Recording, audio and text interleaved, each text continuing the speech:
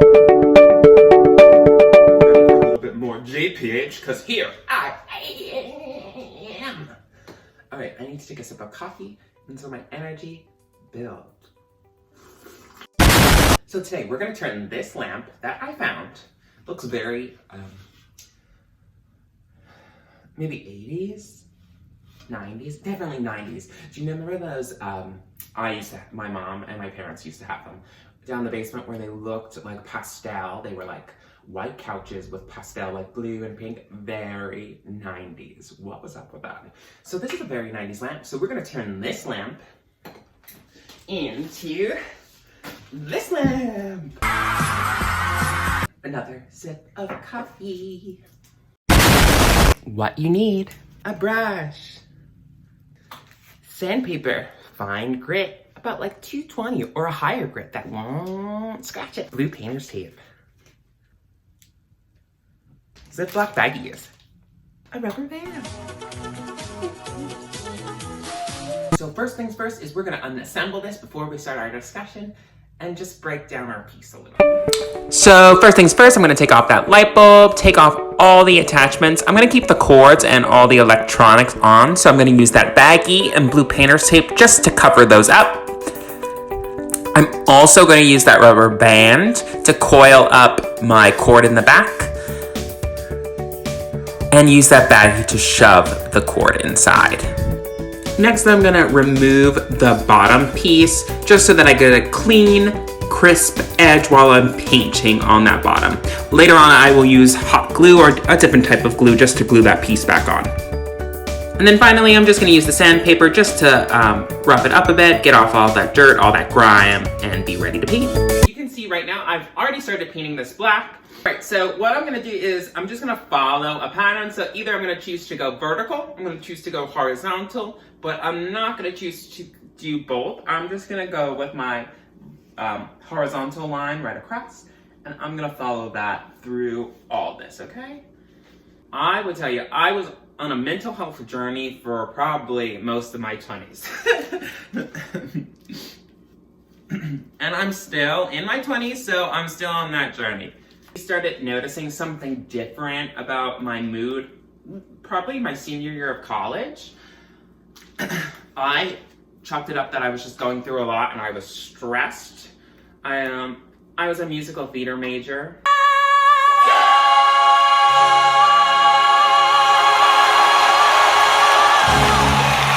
And then I was also dealing with faculty members saying that I was an alcoholic. I studied abroad the semester before. I came back. I think I was kind of really confident, not confident, but definitely more self-aware of myself, more open to the possibilities of different things happening. I was definitely more gay at the time. Holla! I was kind of finally enjoying myself, if that makes sense.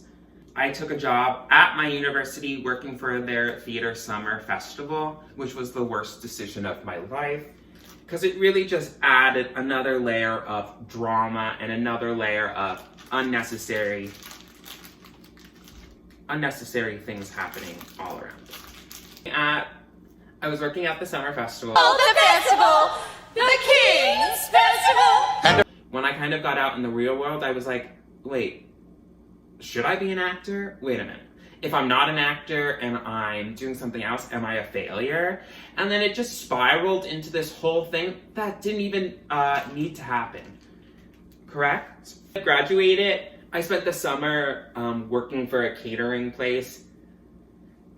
I have to say that summer, I kind of had these moments where I would be really, really high of emotions, where I'd be like so overjoyed, so happy, and then I'd have these really, really low moments where I would just be crying. Sometimes I could remember a moment I went to a thrift store with Joe, my partner, and other friends, and we were in there, and all of a sudden, I don't even know, I saw a garment, I don't know what the hell was going on, and all of a sudden, I just got so sad, and I go, I have to go to the car, I'm done.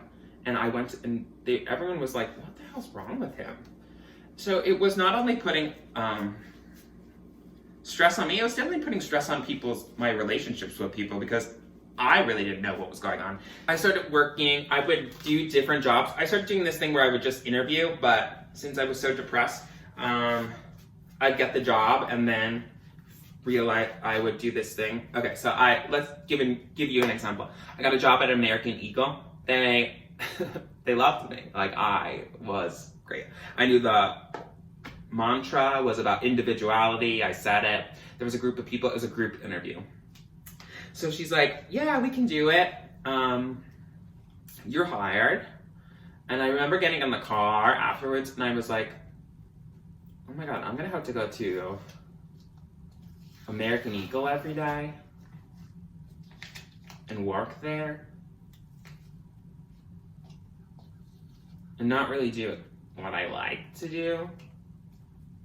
And then I was like, it's just a job. But then, see, as I was battling anxiety and depression, like, I would just obsess over it. And then it would just make me sick. I would be so sick. I'd be like, ugh, oh my God, I'm going to have to go there. I'm going to have to go there Monday, and I'm going to have to do this, and I'm going to have to work, and then I'm going to have to do this. And I remember coming home. No one was home at my aunt's house. My uncle and my aunt, they were away, and I was in my bedroom. I called my mom. I was like, I got the job at American Eagle.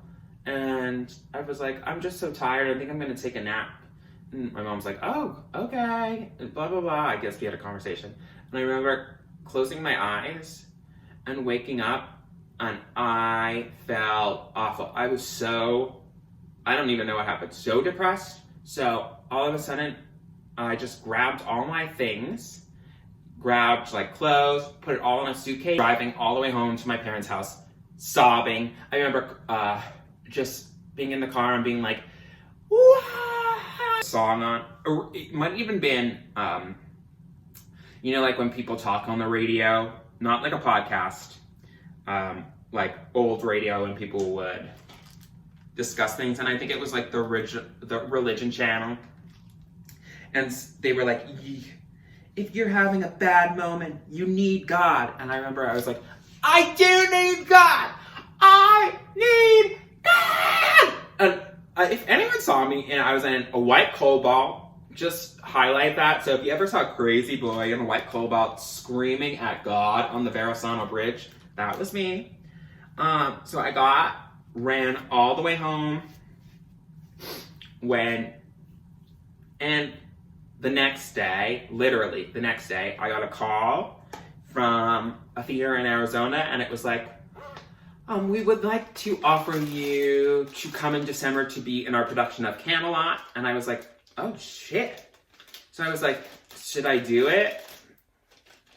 I was like, yeah, this is what I waited for. This is what I was meant to come home and get this job. This is what was meant to happen. So then I flew out the day after my mom's birthday. I remember getting off the plane. The plane ride was 7 hours or 6 hours, I think. And crying. I was just so like, wait, why? I don't even know. I was just so sad. And then I met all my roommates that night, and you know you have to make small talk. You don't know any of these people. And honestly, at that moment, I did not want to talk at all. I was like, why? Like, why? I don't want to socialize. I don't want to be here. And then all of a sudden I was like, wait a minute, why don't you want to be here? This is what you wanted to do. And then it was like this whole complex. Oh no, what am I doing? So then I would just cry most of the times there.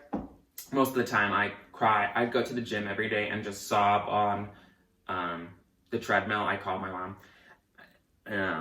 And she's like, you can do this. Why don't you put a timer on your phone, the date you're coming home?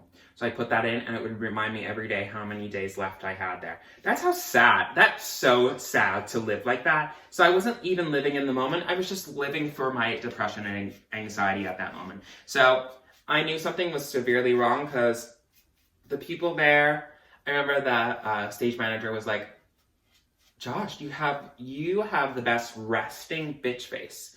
And honestly, watching the videos back, I kind of do have a good resting bitch face. And you know there's nothing wrong with that.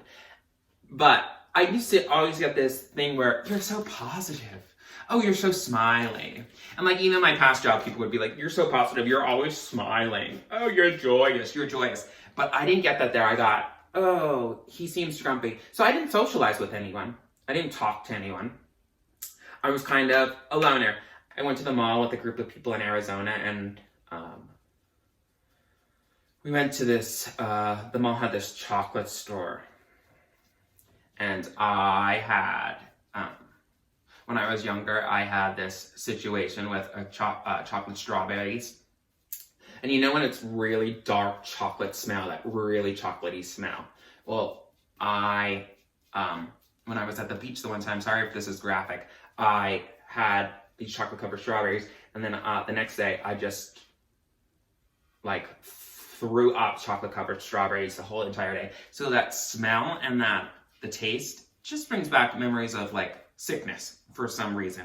It's not that I hate chocolate, like, okay? So I was like, we went into the chocolate store. I was like, oh my God, I can't be in here. The smell of chocolate it's just making me sick. It reminds me of when I was a younger kid. And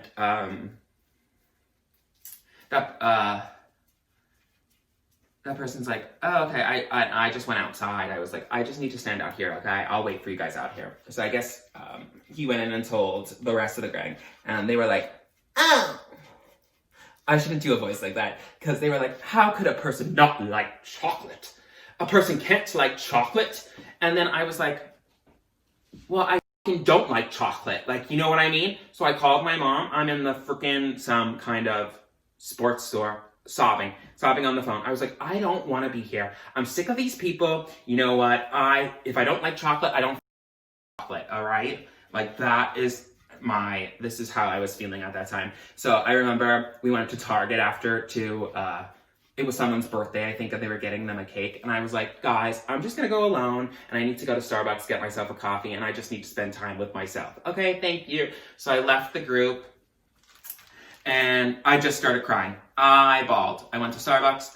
I called my mom. I was like, I don't know what's wrong with me. I honestly don't know. I break down. I cry. I don't feel right. I don't feel normal. I don't feel like myself. I feel like just a body, and I don't know. So my older brother is a doctor, so he was like, all right, well, when you get home from Arizona, go. I think that the best option is to go see a doctor. And I was like, you know what? You're exactly right. I got home from Arizona. So I didn't make any relationships. All about theater is about making connections and having that connections. I think if I went in there with a different, if I was at a different point in my life, like if I was this Josh and I went to Arizona, I think it would have been a different experience all around. But again, it also showed me maybe I don't want to be, maybe musical theater and theater is not the entertainment for me. So I landed in Philadelphia Airport. Joe picked me up, and it was around Joe's birthday. So I was like, all right, we're going to celebrate. I'm going home. So my mom picked me up that day when I got to Joe's. Joe was still in college. So my mom drove me all the way home. And the next day I went to the doctor's. So I went to the doctor's, and they diagnosed me with extreme anxiety, and they said that anxiety was actually leading to my depression. So I was put on medicine, Lexapro. Shout out to Lexapro users, holla! And honestly, it was probably the best choice of my life at this moment. I am a full component. If you need medicine, take medicine. Because I think if I just kept going and I was like, I can do this on my own, I know for a fact, sooner or later, I would have gotten to a really, really dark place. Like this lamp. I'm just going over with different coats. Okay, so you don't want to add too much thickness on here, so just even, okay? So I could probably let this dry for a little, okay? I kept auditioning. So I was like, this is what's going on. We're auditioning. We're gonna keep going. We're gonna keep doing musical theater, because for the anxiety in me and the fear was, well, what are you gonna do besides theater? Like, what are you gonna do? You spent 4 years, why didn't you do something else for those 4 years? But honestly, you can't think that way. I kind of was like, to college for theater, and now all he does is teach. And I was like, so that's something else I had to overcome. And then after a while, I was just like, yo, this is the best gig ever. First of all, did I want to go on auditions all the time? Hell no. I don't want to be a person that when I'm done with a job, that I have to go and audition or like interview for another job instantly. So it was always like kind of always looking for another job. I need the money and I need instant gratification. Okay? Also, Sally Mae loan, let's just say that's another depressive state. We're going to have a discussion on Sally Mae, because I need to meet Sally and Sally Mae, I think that's their name. And I'd like to meet them personally and give them a taste of my mind. I moved home, and then I was like, my good friend from college who also lived in the area was like, you know what, you should try the guest teaching program. My first job was that I was filling in for a full-time teacher for about 4 months while she was on medical leave. So I taught 5th, 6th, 7th, and 8th math. So I taught algebra and pre-algebra, and then 5th and 6th grade math. What a time. It was at a Catholic school. Probably, if I had to pick a teaching job, that was one of my favorites, because everyone was just so nice, and it was small classes. Mental health wise, I was doing better, but then I started to go back into depression because I really didn't have a stable place of my own. So I'd come and I'd stay with Joe's family lives by King of Prussia. So I'd go out and I'd spend some nights with Joe. I would go back to my brother's, and then slowly but surely my brother and his girlfriend were moving to their own place. So it was kind of like, all right, I sense that it's time for me to leave. Got all my things together. I kind of put everything at Joe's. I would go home every weekend to my family's because I really didn't have a place to live, right? So my stuff was in a bag. I would just carry it around. I stayed in Airbnbs for sometimes just so I can go to work in the morning. I worked at a school full-time as a full-time support teacher. My job at that point was banging. My home life was unstable.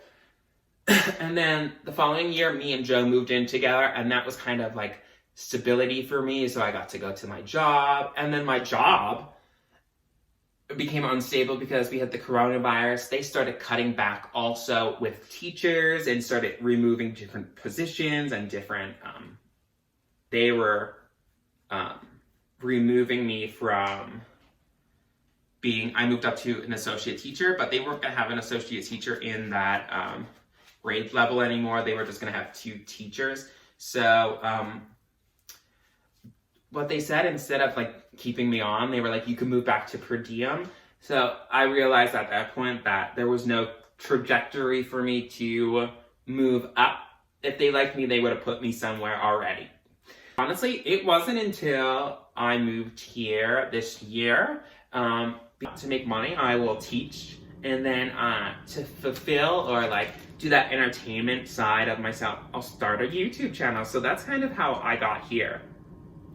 Isn't it funny? So like through my mental health, I've always wanted to start a YouTube channel, but I don't think I fully realized my potential. And I think now being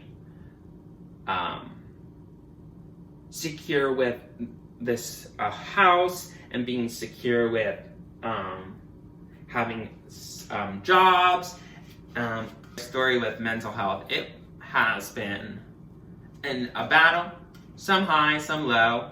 How does this lamp look? I think pretty good. So I'm gonna let this dry, and I'm probably gonna come back and do another coat. I can see some spots down here that I need to just touch up. So I'm gonna let this dry so it doesn't become too thick on the lamp. Just put down my brush, and I'll come back and sculpt this out so that it looks similar to the lamp that I have upstairs. But I thank you so much for joining me. Remember to hit that subscribe button if you enjoyed this video, because there's so many more videos to come. And remember to like, comment, subscribe, in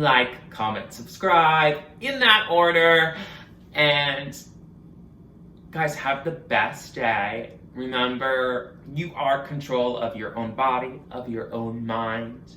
And if you're ever struggling, there's always someone out there that will help. And if that's me, if I can support you anyway, I'd be so happy to do so. So I thank you again for watching. I hope you have the best day of your life. I hope you do some DIY projects. And remember, every day could use a little bit more JPH.